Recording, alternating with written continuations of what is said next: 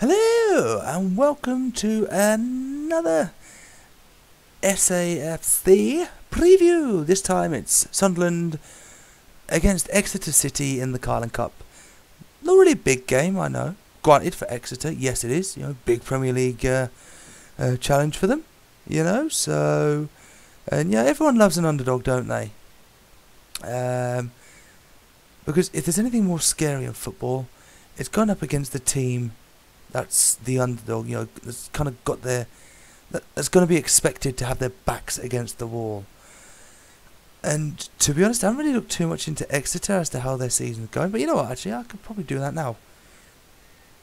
Albeit, I do need to find out what league they're in. That's embarrassing, isn't it? But yeah, so if my phone chooses to work, let's have a look. We'll see if we can get the form up. Can we get their form?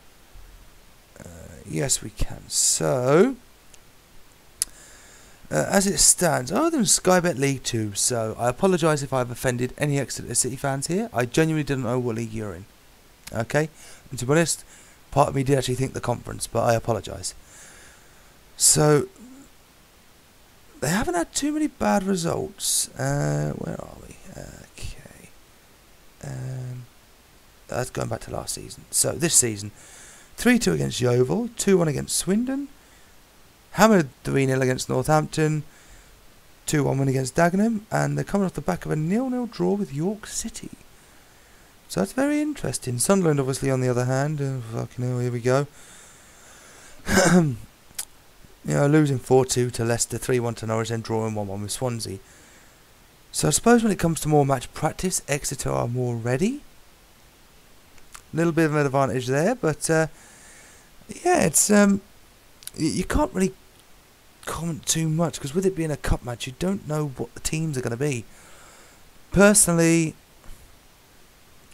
I think he's going to stick. Advocate will probably stick with the same formation. A bit of a 4-5-1 going. Maybe not defensive though. Maybe more attack minded. Danny Graham probably get another start.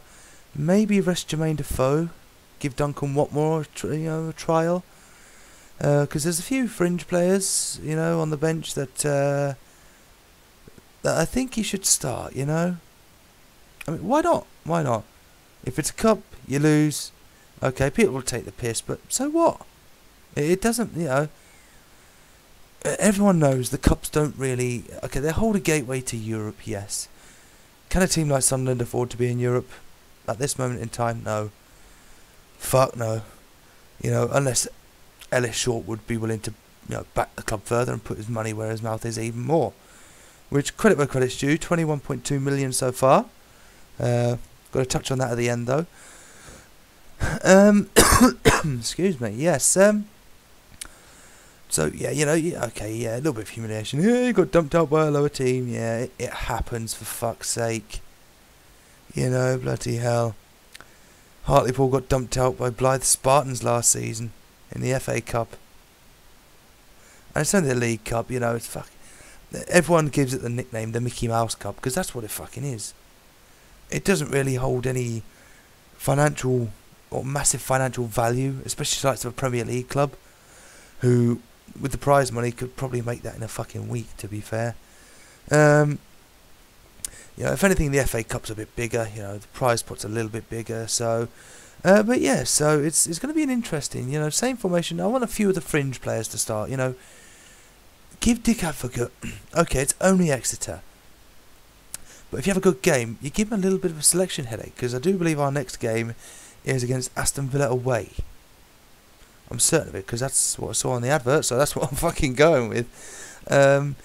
So yeah, be a very interesting game. I'd like to see a dominant Sunderland side. Don't get me wrong. I don't, unless it's Newcastle. Not being biased here. I wouldn't like to see Sunderland go out and really thrash Exeter. Who knows? They could even do the unthinkable and beat us, and that would be credit where credit's due. But providing the team turn up, that's all I'm really bothered about. If they get the result, yeah, but I don't really want it to be public humiliation. Because it's not really fair on lower clubs. That's why I don't really agree with Premier League clubs.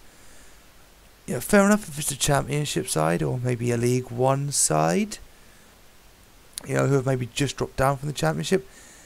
Yeah, field a reasonably strong team. You know, give your fans something to shout about. But if you're going to go up against like a conference team or a League Two side, you know, there's a certain amount of respect you've got to show. And I'd like to think Dick Advocaat, he's been around for a fucking long time. I think he'll show a bit of respect. You know, I don't want to see a full strength team, to be fair. And it's not because of any injuries or any bullshit like that. It's simply put, it's Exeter are a little team. They are. You know, they've done well for themselves, as we've just seen. You know, they've had a fairly good start to their season. So, yeah. So that's going to lead me on to my prediction. I really don't know what way to go with this. Obviously, I'm going to go with a Sunderland win. You know what? I'm going to say 3-1.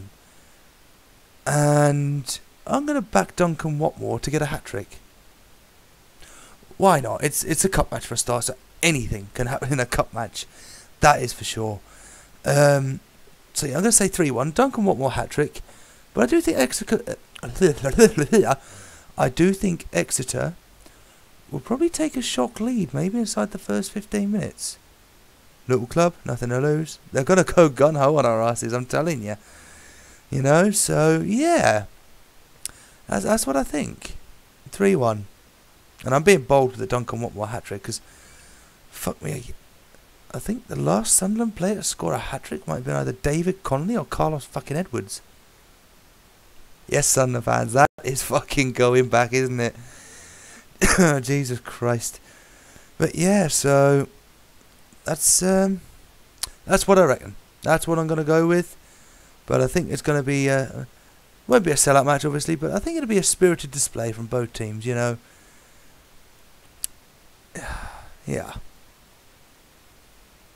So, the final thing we're going to touch on is, I've seen this floating about quite a lot, which, because it's pointless to making just one video on it. And, you know, just throw it in the back of this at the tail end. Transfer rumours. Apparently, Sunderland have agreed a fee to that's a tongue twister. Have agreed a fee to sign Jonathan de Guzman. I can't see any indications of value yet as to how much. But I tell you what, he's the sort of player we could use. That much is for sure. So, the whole Defoe on Bournemouth thing has literally dropped. It's gone. And Ellis Short has said in his matchday programme notes as well that he's already invested 21.2 million into the club for transfers, and he does have money available for the right players. So all of this bullshit, Sunderland's in the red, they've got no money left, you know, they can't sign anyone, no one's going to want to come to us. Well, after the Swansea display, I'm going to stick my neck out here. I'm going to say I'm going to beg to fucking differ with you. Do I think we're going to get Barini? It's going to be interesting. You know, the favourites at the minute are Inter Milan, but he does want to stay in the Premier League. So, we could bag him. All you have to do, you know, pay his wage, guarantee him first team football. It's fucking it's a no-brainer. It's easy. Yeah, alright Fabio, what do you want? Oh, I want 70,000 a week. That's probably what I want. Rough guess. Okay, there you go. Right, you got first team football. Sign here, fucking do one. Get to the training ground, you know, 8 AM. Sharpish. So, I do think we have potential to hijack the deal. Because he does love Sunderland. Remember, he has said that before. So, yeah, it's going to be interesting. I am kind of hoping, because we haven't really done it for a while, I'm kind of hoping, got my fingers crossed, I want us to have a deadline day deal. You know, because I've sat there and watched deadline day. Oh. Sunderland signed anybody yet? Let's put Sky Sports News on. You know, this is 12 o'clock in the afternoon. No. Okay, let the kids watch what they want to watch on the TV. Guess it's about, what, 2 o'clock? Sunderland signed anyone yet? No. And you know how obviously the deadline was at 11 PM, so I'll go through every hour after, after a while. 6 PM? No. 7? No. 8? Of course not. 9? Hey! Still no. 10 o'clock? Oh, last hour. Come on, if you're going to do something, do it quick. And then you get things like, at the time, Gus Poyet left the training ground. Oh, great. Oh, fucking hell. That's that. No one coming in. And then you get weird things like, oh, he's returned to the training ground. Yeah, because he forgot his fucking wallet. Oh, for fuck's sake, man. Really? And, and you think, well, maybe it's just taking a while, they haven't revealed it yet. 11 o'clock comes, and normally the FA give a swing of a few hours, because of paperwork being completely finalised by their end. So, you stay up, 1 o'clock, having a couple of cans. No, 2 o'clock, fuck this, I'm going to bed. Then you'll check in the morning, just in case you missed it. No, nobody. Absolutely fuck all, not a sausage. I want us to have a deadline day deal. Fuck me. I don't even care if it's Joey Barton. Yeah, I suggested that at work the other day, and I certainly got a few fucking eyebrows raised. But, yeah. Well, given the few things I've read this week about Joey Barton, let's just say I have rather drastically and dramatically and suddenly changed my fucking mind. So yeah, that's it, guys. That is my preview. A little bit on transfers as well, just to get it out there.